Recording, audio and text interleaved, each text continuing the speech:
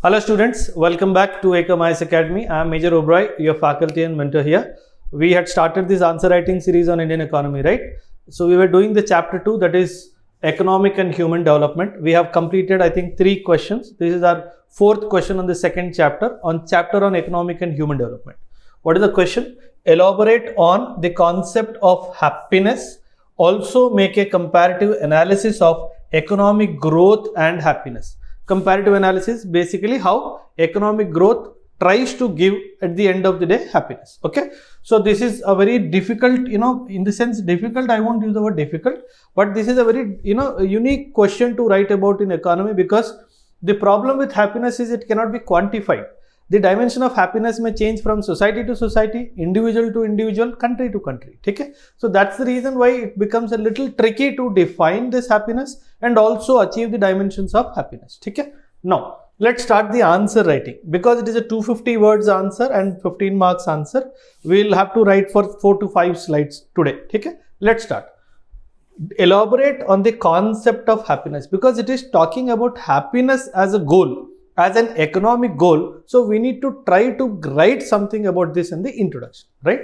Now we'll write here in introduction, the penultimate purpose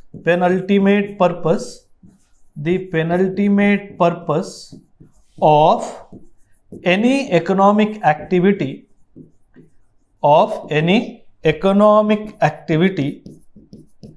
is to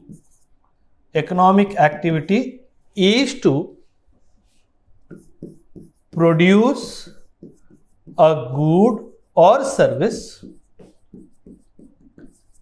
as per the demand,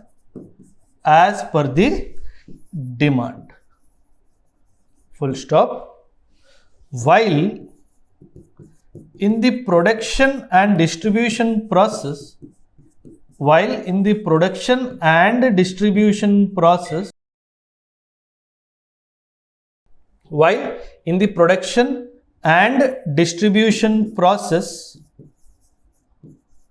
we throw more attention to the yield and not its ultimate purpose. What is this ultimate purpose? Happiness. So any good you are producing today, the idea while entire policy decision making happens, the scheme of production happens, is more concentrated on producing the yield and not the ultimate purpose, that is satisfaction, that is happiness in the society. So we'll continue this introduction. What we'll write here is the concept of measuring the performance of the economy on the scale of happiness it gives was started by a Bhutan king in 1972 called Jigme Wangchuk. Okay? So we are also talking how this element of happiness was dovetailed into the economic progress of a country, right? What he is saying is, continuation here, he says there are 4 pillars of happiness, which include first one, the equitable distribution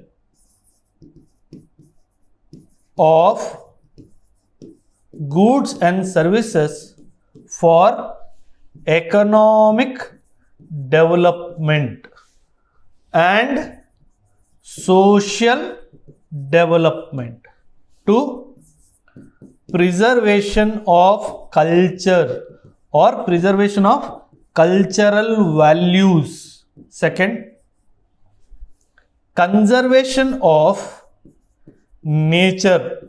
The conservation of nature is also part of happiness. And lastly, good governance. So as per him, these are the 4 pillars or 4 dimensions of happiness according to them. You would have heard about this global happiness report or global happiness index, where we see countries like Bhutan are doing extremely well because they are, measuring their economic progress based on the happiness they are deriving, not based on the capacity that they would produce. If you remember, recently also Bhutan told Indian tourists, please don't come to Bhutan. They instead started levying a levy on their visa because they feel these people from the states of Bihar, UP, Kolkata and Jharkhand, they visit Bhutan on large numbers and they destroy our environment here. Because as per their happiness, the nature conservation is getting disturbed if more tourists are arriving. So that is the reason why they have given this as one of their pillars. Now, the problem is, here the problem, now we are entering the main body of the question, where we'll try to write what others are also talking about, what we call happiness, because we have to dwell upon the concept of happiness in this question. Now, we are writing the main body, right? As I told you before, the biggest challenge in measuring happiness is its difficulty in quantifying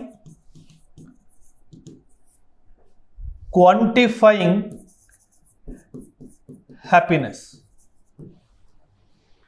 Here, Alfred Maslow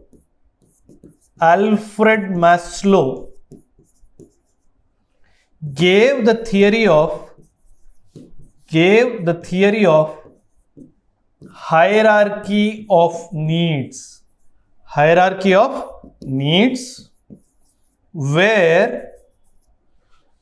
where happiness starts with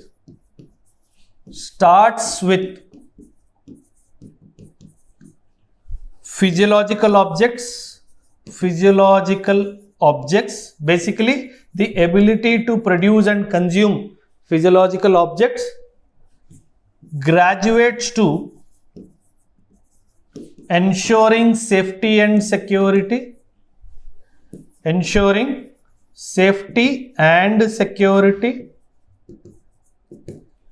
then moves towards providing a feeling of belonging to a community. This is also a dimension of happiness, belonging to a community. And lastly ends with self-actualization, where one develops the capacity,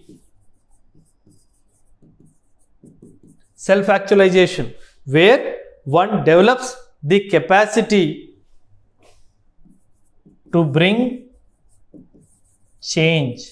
So this is how the Alfred Maslow's hierarchy of needs, in which what are the stages of happiness, he is trying to dwell upon that. We'll try to bring one more author here in the second part of the main body. Aristotle was one of the earliest economists who spoke about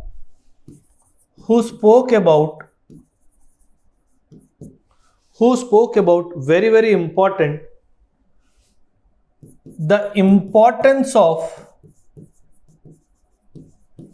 economic growth to attain happiness. Very, very important. He says you cannot be happy in the state of where there is no economic growth. So he says that everything boils down to how you are growing. That's how he gave importance to economic growth. He says, we'll write, he says the capacity to produce and consume without any disturbance gives happiness. So this is what Aristotle is talking about. We'll try to give a small counter to this. However, the critics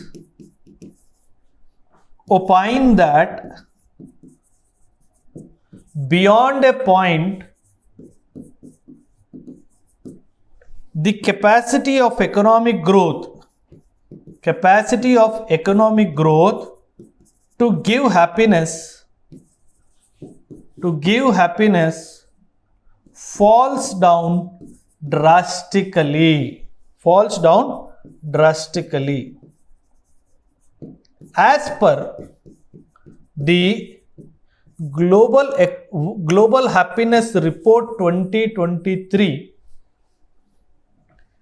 it was found that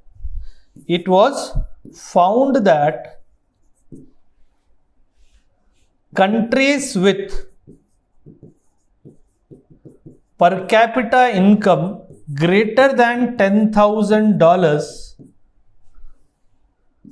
the capacity of economic growth to give happiness reduced drastically. So what is he trying to say? The author is trying to say in the report that beyond a point, economic growth does matter in giving you happiness, but after a particular level, it is not the economic growth that matters. So what matters? It is a social respect. It is a social standing in the society. The value for self-respect, the value of being loved, the value of being possessed, they give more happiness than economic growth alone. So this is how we have to counter certain dimensions of alone economic growth playing an important part, right? Now,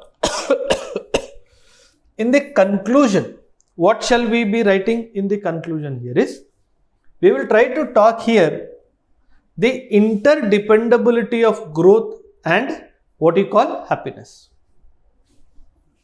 While we consider economic growth in terms of value, we tend to forget the value of happiness. Here we can understand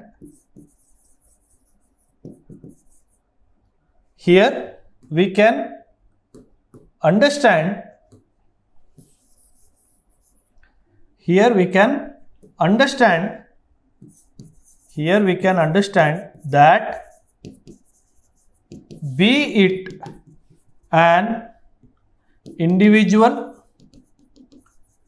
organization, society or country, if it overemphasizes on economic growth at the cost of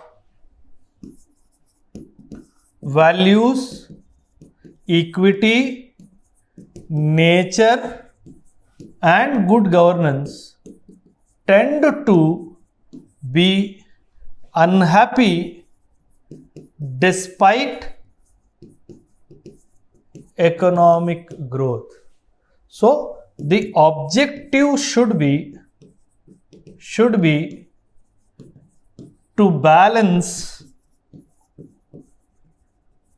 economic growth with happiness. So this is how we'll write this entire answer. This particular question I picked up from Uma Kapila chapter 2, that is economic and human development. A beautiful question, little tricky to write because we need to quantify. See, there's a lot of problem in quantifying happiness. To some country, something else may be happiness. To some country, something else may be happiness. So trying to find a perfect balance of happiness for various countries or communities becomes difficult. Okay. So thank you very much for watching this video. From tomorrow onwards, we'll start a new chapter, the third chapter on the Indian economy. So till now, 4 plus 4, 8 questions we have written on Indian economy, and I have made you write 2 questions on your own. So keep writing with me, keep enjoying Indian economy. Very beautiful. I'll take references tomorrow. Maybe I'll take a question from very beautiful book written by Kaushik Basu on Indian economy. You will not find it on the stores. Don't need to buy. I'm handpicking, important elements from various books. Though I did not mention Kaushik Basu in the initial lecture, but I'll be referring to many such books because I want that idea of writing on a broad spectrum to develop for all of you over a period of time. Okay, thank you very much. Thanks for watching this video. Jai Hind.